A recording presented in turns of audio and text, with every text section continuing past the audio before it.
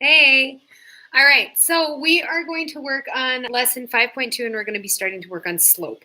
So you've already watched Slope Dude and you probably look at him and you're like, oh my gosh, Slope Dude's the most amazing human being on the planet, or at least in the virtual world. He's phenomenal.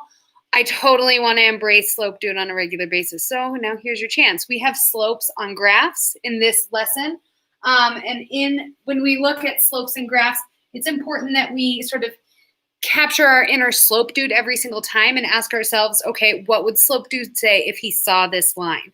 And so let's ask ourselves, what would Slope Dude say if he saw this line? He would say, oh, puff, puff, positive, because he'd be traveling uphill the whole way. It's pretty rough on Slope Dude. So he'd say puff, puff, positive. That means that when we look at the slope of this line, we need to be able to write a slope that is going to be a positive numbered slope. So let's do just that. Let's figure out the slope. If you ever need to figure out the slope on a graph, it's important that you pay attention to where it crosses the lines on the coordinate plane really, really nicely. And if we look at this, as we look at this graph, we can see that it crosses the lines really, really nicely here and here. And there's other places that it crosses nicely, like right here, or back further, it looks like it's about to cross nicely right there, and so on. But find two locations where it crosses really, really nicely. It can be one right after the other, or it could be slightly off. It doesn't matter to me, just as long as you find two places where it crosses really nicely, so that way you can compare. After that, slope is all about comparing the rise of the line to the run of the line. So we're looking at how it changes vertically versus how is it changing horizontally.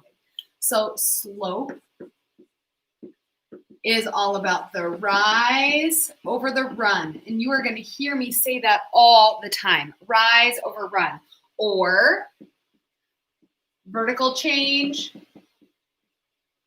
And I'm going to do a little triangle for change. That's what change looks like in terms of science and math versus horizontal change. So vertical change versus horizontal change. You might also hear or change in y values over change in x values. And then we're also going to be looking at what's called the slope formula, which is going to be even more intense than this description. Okay, so we're going to be looking at all of these different aspects today. However, we're going to focus right now on rise over run. So rise. If I look at this point and I compare it to this point, I'm always going to be looking at my points from left to right, by the way, every single time. If I look at it from left to right, I can then focus on the rise first. And sometimes that rise is a drop, and that's okay. That would just show us a negative number. But we're going to look at the rise first, rise over the run. And we're going to compare those two quantities. If I look at the rise, in this case, we are increasing by 3 units. And the run is increasing by 1, 2, 3, 4, 5 units. So my rise over run for this particular graph, our slope,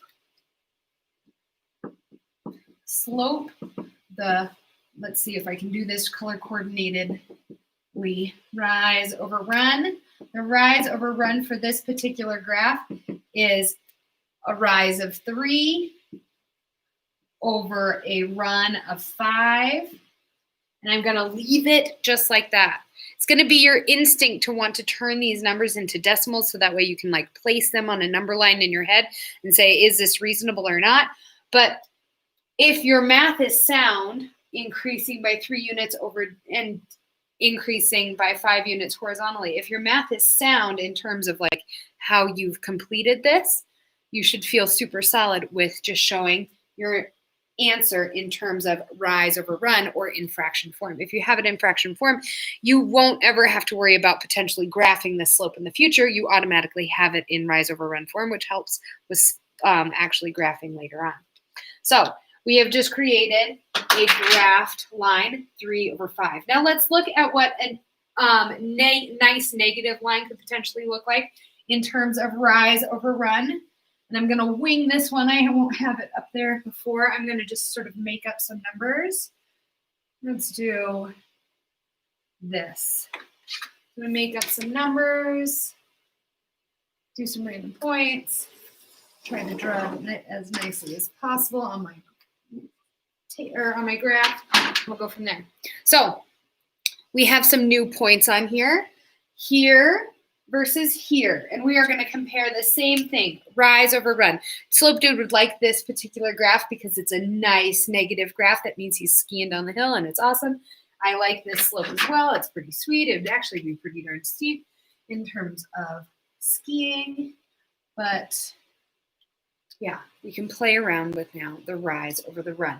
So if we are comparing from left to right, we are going to compare the rise, or in this case, because it's a negative slope, it's going to be a drop. We're going to compare the rise, or a -3, a drop, over the run,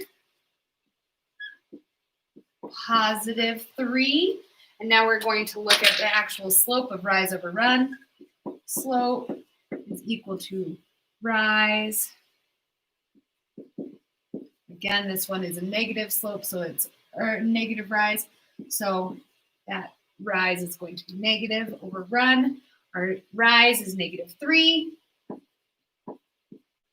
over our run, which is 3. Now, this particular slope, I'm going to simplify. Sorry, it's a little blurry, or like glary right there.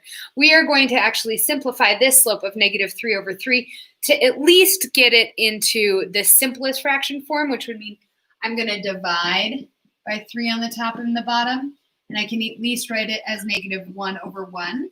Or if you don't want to write it in rise over run format, which is fine if you don't want to do that, you can turn it into its whole number of saying my slope, and you'll start to see this letter too, M, is -1, and that is fine. Biggest thing is that you are not leaving it as -3 over 3 because there's some simplification that can be done. So you can write it as -1 over 1 to show the rise over run, or I'm fine with you also turning it into a whole number, -1, like an integer, sorry, of -1. So play around with graphing of slopes and like finding the slopes of graphs. We are going to do 2 more videos after this, tables and points, and then after that you're free to work on your must-do problems. Bye.